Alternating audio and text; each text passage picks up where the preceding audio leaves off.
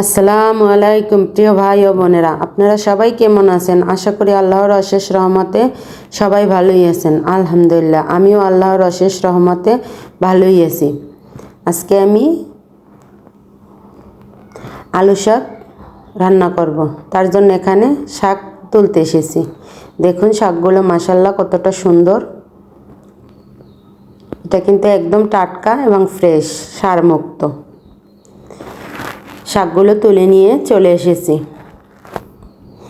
এখন আমি শাকগুলো বেছে কেটে ধুয়ে পরিষ্কার করে নিব। তারপরে রান্না করতে চলে যাব। আমি এই ডাঁটাগুলো নিব না, তার জন্য ফেলে দিব। আর এটা দেখুন শাকগুলোতে কতটা আয়রন, তার জন্য কিন্তু হাতটা কালো হয়ে যায়। তারপর একটা কড়াইয়ের ভিতরে তেল গরম দিয়ে দিলাম।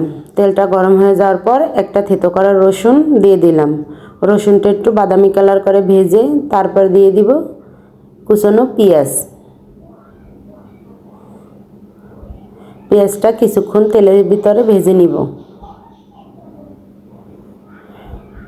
আজকে আমি শাকটা চিংড়ি মাছ দিয়ে রান্না করব।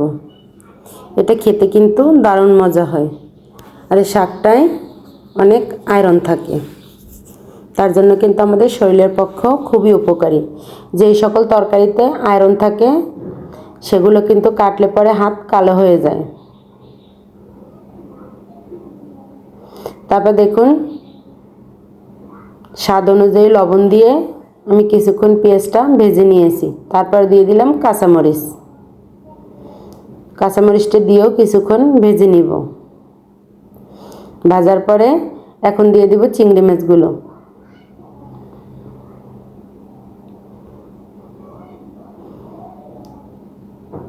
দিয়ে আমি ভালো করে ভেজে নেব। সাথে একটু হলুদ দিব, যেহেতু আমি চিংড়ি মাছ দিয়েছি তার জন্য। আর যদি আপনারা সাদাবাজি করেন তাহলে হলুদ দেওয়ার প্রয়োজন নেই।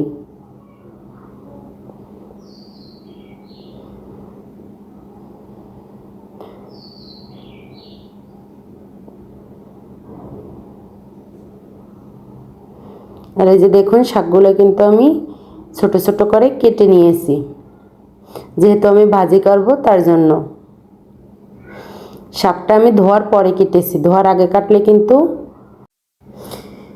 শাকটা ধোয়ার আগে কাটলে পিছলে পিছলে হয়ে যাবে, তার জন্য ধুয়ে কাটতে হবে। তারপর আমি পানি ঝরিয়ে রেখে দিয়েছিলাম, যাতে আর পানিটা বেশি বের হয় না, তার জন্য। তারপর আমি শাকটা দিয়ে দিলাম, দিয়ে কিছুক্ষণ ঢেকে দিব শাকটা মজে যাওয়ার জন্য। আমার নতুন পুরাতন সকল বন্ধুদেরকে জানাই অন্তরের অন্তঃস্থল থেকে অসংখ্য অসংখ্য ধন্যবাদ ও অনেক অনেক ভালোবাসা। অনেক ভাই বোনরা আছেন ভিডিওটি দেখেন কিন্তু একটা লাইক দিতে ভুলে যান। প্লিজ একটা লাইক দিয়ে ভিডিওটি কন্টিনিউ করবেন। আপনার একটা লাইক আমার জন্য অনেক মূল্যবান।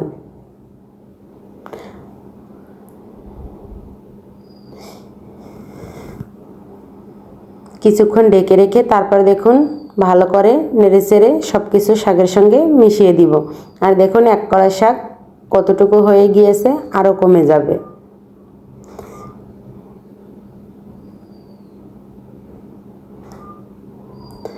আমার ভিডিওটি যদি কোনো নতুন বন্ধুদের কাছে ভালো লাগে, চাইলেই আমার চ্যানেলটি সাবস্ক্রাইব করে পাশে থাকা অল বাটনটি বাজিয়ে রেখে দিতে পারেন। আমি কোনো ভিডিও ছাড়ার সঙ্গে সঙ্গে আপনাদের কাছে নোটিফিকেশন চলে যাবে, আপনারা আপনাদের সময় সুযোগ মতন দেখে নিতে পারবেন।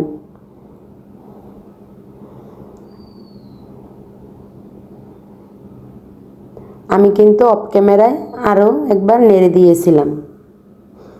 শাকটা যদি পোড়া লেগে যায় তাহলে কিন্তু এর ঘ্রাণটাও নষ্ট হয়ে যাবে, স্বাদটাও নষ্ট হয়ে যাবে।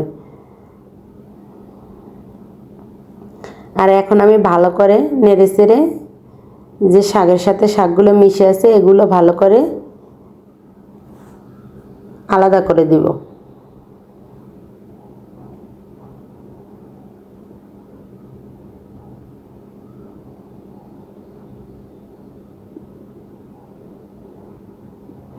এই শাকটা ঝোল রান্না করাও যায়, তবে আমি আজকে ভাজি করলাম। আমি ঝোল রান্না করেও খাই।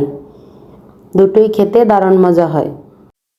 আর আমি কাউকে বড় বড় কমেন্ট করব না, ছোট ছোট কমেন্ট করব। কয়েকদিন যাবৎ কী জানি হয়েছে, শেষের দিকে আর কমেন্টগুলো শো হয় না। যদি কমেন্টগুলো শোনা হয় তাহলে তো তারা বুঝতে পারবে না যে আমি তাদের ভিডিও দেখেছি, কিন্তু আমি সবার ভিডিও লাইক দিয়ে পুরো ভিডিও দেখে নেব সব সময়। তাই প্লিজ কেউ ভুল বুঝবেন না। দেখুন আমার শাকটা কিন্তু রান্না হয়ে গিয়েছে। শাকের কালারটা কিন্তু একদম সবুজ ছিল, খেতেও দারুণ মজা ছিল। আল্লাহ হাফেজ।